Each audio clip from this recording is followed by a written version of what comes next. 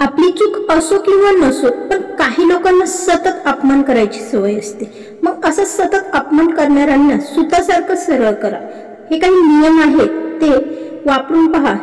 अशा लोकांना शांत राहू नाही तर आपल्या शब्दांचा आरसा दाखवायची गरज असते. कधी लक्ष दिलंय का की काही लोक फक्त अपमान करायला जन्मलेले असतात. ते आपलं मन दुखवतात पण स्वतःला नेहमी बरोबरच समजतात. ते बोलतात असं नाही की त्यांच्याकडे काही अर्थ असतो, तर फक्त त्यांना स्वतःचं अस्तित्व दाखवायचं असतं. मी किती शहाणा. पण आज आपण त्यांना त्यांच्या लायकीत बसू, उलट मार्गाने. कारण काही वेळा थेट उत्तर देणं गरजेचंच असतं, जे त्यांच्या शब्दांपेक्षा जास्त बोचतं. हे नियम थोडे वेगळे आहेत, पण आयुष्य मात्र बदलून टाकतील. जेथे सर्वजण शांतच राहत म्हणतात ना, तिथे आज तुम्ही उत्तर द्या असं मी तुम्हाला सांगणार आहे. पण स्टाईलमध्ये शिका, कारण प्रत्येक अपमानाचा शेवट हा शांततेत होत नाही. काही ठिकाणी स्वाभिमानाने उठणं देखील गरजेचं असतं. मग आज आपण असे काही नियम जाणून घेणार आहोत. त्यासाठी व्हिडिओ शेवटपर्यंत नक्की पहा, ऐका. अपमान करणाऱ्याला शांत राहू नाही, शब्दाचा आरसा दाखवण्याची गरज असते. कधी कधी शांत राहणं हे समजूतदारपणाचं नव्हे तर कमजोरीचं लक्षण ठरतं. जे लोक सतत तुम्हाला कमी लेखतात, टोचतात किंवा अपमान करतात, त्यांना तुमचं मौन समजत नाही. अशा वेळी एक ठाम, स्पष्ट आणि स्वाभिमानी उत्तर देणं गरजेचं असतं. पण ते उत्तर रागाने नव्हे, आत्मविश्वासाने द्या, जेणेकरून त्यांना त्यांच्या चुकीची जाणीव होईल. एक वाक्य असं बोला की त्यांना त्यांच्या शब्दांची ताकद आणि मर्यादा समजेल. काही लोकांना फक्त आरशात त्यांचं कुरूप बोलणं दिसलं की ते कायमचे शांत होतात. म्हणून लक्षात ठेवा, योग्य ठिकाणी दिलेले एक वाक्य 1000 वेळा मौन राहण्यापेक्षा जास्त प्रभावी ठरतं. टोमणा मारला तर विनोदात परत द्या. काही लोकांचा छंदच असतो इतरांना टोचून स्वतःला मोठं दाखवायचं. पण अशा लोकांना रागाने नाही तर हसून उत्तर देणं हेच तर खरं शहाणपण असतं. जेव्हा कोणी तुम्हाला टोमणा मारतो तेव्हा त्याच्या बोलण्यावर विनोदी, हलकं पण अचूक उत्तर द्या. त्यामुळे वातावरणही हलकं राहणं आणि त्याच्या गर्वालाही चांगला धक्का बसतो. विनोदात दिलेलं उत्तर टोमण्यांपेक्षा जास्तच बोचतं, पण त्यात अपमान नसतो, म्हणून ते प्रभावी ठरतं. असं उत्तर दिलं की तो व्यक्ती पुढच्या वेळी बोलण्याआधी दोनदा तरी विचार करेल. लक्षात ठेवा, शांत बुद्धीने दिलेले विनोदी प्रत्युत्तर हे रागाने दिलेल्या उत्तरापेक्षा कितीतरी जास्त हे प्रभावी ठरतं. दुर्लक्ष करू नका, आत्मविश्वासाने नजर भिडवा. कधी कधी शांत राहणं म्हणजे दुर्बलता वाटू शकते, पण थेट डोळ्यात डोळे घालून पाहणं हे तर ताकदीचंच प्रतीक असतं. जे लोक तुम्हाला कमी समजतात किंवा घाबरवण्याचा प्रयत्न करतात, त्यांना तुमची नजरच उत्तर असते. आत्मविश्वासाने नजर भिडवा, कारण तीच तुमची खरी ताकद असते. तुमच्या नजरेत ठामपणा आणि स्वाभिमान असेल तर समोरच्याला शब्द सापडत नाहीत. अशा क्षणी तुमचा एक कटाक्ष त्यांचा अहंकार तोडण्यासाठी पुरेसाच असतो. लक्षात ठेवा, शांत राहणं नेहमी योग्य नसतं. कधी कधी नजरेतूनच तुमचं सामर्थ्य दाखवणं गरजेचं असतं. तुमचा आत्मविश्वास हा त्यांच्या गर्वावरचा सर्वात मोठा वार असतो. त्यांच्या प्रत्येक अपमानाची नोंद ठेवा, पण शब्दांनी नाही, यशाने. ज्यांनी तुम्हाला कमी लेखलं त्यांचे शब्द यशाच्या आड लपवू नका. ते यश म्हणजे तुमचं उत्तर असेल. प्रत्येक टोमणी किंवा अपमान लक्षात ठेवा आणि ते प्रेरणेचे कारण बनवा. कंटाळा नव्हे तर उद्देश बनवा. दीर्घच वाक्यांची यादी तयार करा आणि ठरवा की प्रत्येक वाक्याचं उत्तर तुमच्या पुढच्या कामातून मिळेल. शब्दांमध्ये घालवलेल्या वेळाऐवजी कर्मामध्ये वेळ घालवा. परिणामच शेवटी बोलतात. प्रगती आणि उपलब्धी पाहूनच लोक सर्वांना समजेल की त्यांनी ती चुकीची भूमिका बजावली. यश हळूच पण ठामपणे तुमचा आवाज बनेल आणि तेच त्यांच्या अपमानाला शाब्दिक दंड ठरेल. लक्षात ठेवा, बदला घ्यायचा असेल तरी तो जगण्यासाठी आणि उंचावण्यासाठी असावा, विनाशासाठी कधीच नाही. कधी कधी वाद करा, पण शब्दांनी नव्हे, नजरेने. शांत राहणं हे प्रत्येक वेळी योग्य नसतं, कारण काही वेळा गप्प राहणं लोकांच्या गर्वाला खत घालतं. जेव्हा समोरचा माणूस सतत सीमारेषा ओलांडतो तेव्हा एक ठाम नजरच पुरेशी असते त्यांना थांबवायला. ती नजर अशी असावी की त्याला तुमचा राग नव्हे तर आत्मविश्वास जाणवला पाहिजे. कधी कधी एक वाक्य बोलणंही गरजेचं असतं. मी गप्प आहे म्हणजे कमजोर नाही, एवढंच पुरेसे असतं त्यांच्या अहंकाराला तडा द्यायला. कारण खऱ्या ताकदीला ओरडण्याची गरज नसते, ती शांत पण ठाम असते. तुमचा आत्मविश्वास आणि नजरच त्यांच्या उर्मट वर्तनाला उत्तर ठरते. म्हणून कधी वेळ आल्यास शब्द नव्हे तर नजरेने तुमचा आवाज बनवू द्या. त्यांना त्यांच्या शैलीतच उत्तर द्या.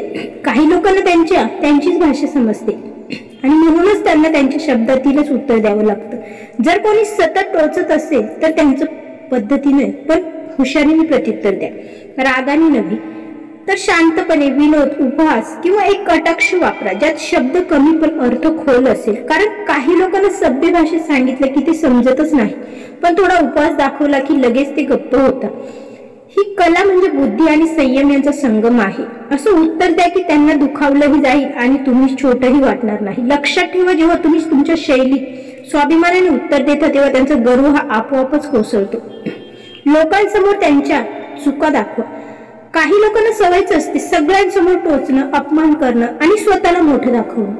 पण अशा वेळी शांत राहणं म्हणजे त्यांच्या अहंकाराला बळ देणं आहे. जेव्हा ते सार्वजनिकरित्या अपमान करतात तेव्हा त्यांनाच त्यांच्या भाषेत सन्मान राखून उत्तर द्या. एकच वाक्य असं बोला की सर्वांसमोर त्यांना त्यांच्या मर्यादा समजतील. त्यांचं बोलणं थांबवणं पाहिजे आणि तुमचा आत्मविश्वास सगळ्यांना दिसला पाहिजे, कारण सार्वजनिक ठिकाणी दिलेले ठाम उत्तर हे त्यांच्या गर्वाला आरसा दाखवतं. असं उत्तर द्या की लोकांच्या नजरेत तुम्ही उंच आणि ते स्वतः त्यांच्या वागण्याने लहान दिसतील. लक्षात ठेवा, सार्वजनिक अपमानाचं उत्तर नेहमी सार्वजनिक पण ठामपणाचं द्यायला हवं. त्यांच्या प्रत्येक बोलण्याला कमजोरी समजू नका. नेहमी शांत राहणं आणि सगळं सहन करणं हे चांगुलपणाचं नव्हे तर कधी कधी आत्मसन्मान हरवण्याचं देखील लक्षण असतं. काही लोक तुमच्या शांततेला भीती किंवा कमजोरी देखील समजतात. म्हणूनच गरज पडली तर कठोर व्हा, कारण प्रत्येक वेळी माफ करणं म्हणजे स्वतःच अपमान वाढवणं आहे. कधीतरी ठाम आवाजात बस आता पुरे झालं असं सांगणं देखील गरजेचंच असतं. हे वाक्य लहान असलं तरी त्याचा परिणाम हा मोठा असतो. जेव्हा तुम्ही मर्यादा आखता तेव्हा समोरच्याला जाणवतं की तुम्ही गप्प राहता पण कमकुवत नाही. लक्षात ठेवा, स्वतःचा सन्मान जपणं हीच तर खरी ताकद आहे आणि ती कधीही नम्रतेच्या आड दडू नये. जे बोलतात ना त्यांना दाखवा की तुम्ही त्यांच्या मानसिक पातळीवर नाही.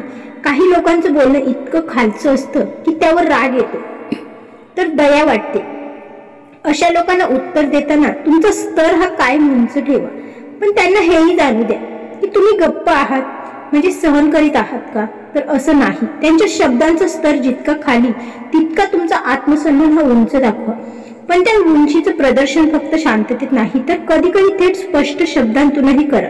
त्यांना जाणू द्या, मी तो नाही जो तू समजतोस आणि तूही माझ्या पातळीचा नाहीस. हे एक वाक्य त्यांच्या विचारसरणीला आरसा दाखवेल. लक्षात ठेवा, काही वेळा सन्मानाने दिलेलं उत्तर हे 1000 अपमानांपेक्षा जास्त ताकदीचं असतं. स्वतःचं आयुष्य इतकं उठावदार बनवा की त्यांचा अपमान हा फिक्का पडेल. अपमान आठवाच ठेवा पण त्यामुळे सुटकेचा राग आणि द्वेष नाही. ऊर्जा बनवा, तुमचे उद्दिष्ट ठेवा आणि त्यासाठी सतत काम करा. प्रत्येक छोटं यश त्यांना घाबरवेल. तुमच्या जीवनात आनंद, प्रगती आणि स्वावलंबन दिसायला लागलं की त्यांची टीका ही निरर्थक ठरते. लोक तुमचे परिवर्तन पाहतील आणि त्यांच्या शब्दांना वजनच राहणार नाही. बदला घेण्याऐवजी स्वतःला उंच करा, हेच तर खरं प्रत्युत्तर आहे. तुमची चमक इतकी वाढवा की ते तुमच्या पाठीवरच्या सावलेसारखे कायम मागे पडतील. कधी कधी गप्प राहणं हा सन्मान नसतो तर स्वाभिमान हरवण्याची सुरुवात असते. म्हणूनच काही लोकांना उत्तर देणं गरजेचं असतं, तेही त्यांच्या भाषेतच पण आपल्या स्टाईलमध्ये. कारण जो माणूस स्वतःचा सन्मान करतो त्याला कोणीही खाली दाखवू शकत नाही. लक्षात ठेवा, अभिमान नाही पण आत्मसन्मान हा कधी सोडायचा नाही. अपमानावर सूड नाही पण शिकवून द्या, जेणेकरून ते पुन्हा कोणाचं मन दुखवणार नाही. आणि हो, हे खूप महत्वाचं आहे. त्यामुळे जीवनात जर कोणी सतत अपमान करत असेल तर कधी कधी उत्तर देणंही गरजेचं असतं. त्यामुळे शब्दांचा योग्य वापर करून त्यांना शब्दांचा आरसा दाखवण्याची गरज असते. आजचा व्हिडिओ मित्रांनो तुम्हाला कसा वाटला? आजचा व्हिडिओ हा स्वाभिमानावर आधारित असा सेल्फ रिस्पेक्ट, स्वतःचा स्वाभिमान जपण्यासाठी कधी कधी आपल्याला शब्दांचा देखील वापर करावा लागतो, हे देखील गरजेचं आहे. शांत राहणं म्हणजे कमजोरी नाही हे देखील दाखवून देणं गरजेचं असतं. म्हणून हा आजचा व्हिडिओ खास अशा लोकांसाठी जिथे सतत ते लोक आपला अपमान करतात आणि आपण मात्र शांत राहून वेळ काढून देण्याचा प्रयत्न करतो. पण खरं तर कधी कधी अशा लोकांना शब्दांचा आरसा दाखवण्याची गरज असते. मित्रांनो, आजचा व्हिडिओ तुम्हाला कसा वाटला? व्हिडिओ जर आवडला असेल तर व्हिडिओला एक लाईक करा. चॅनलला नवीन असेल तर थॉट्स या चॅनलला सबस्क्राईब करा.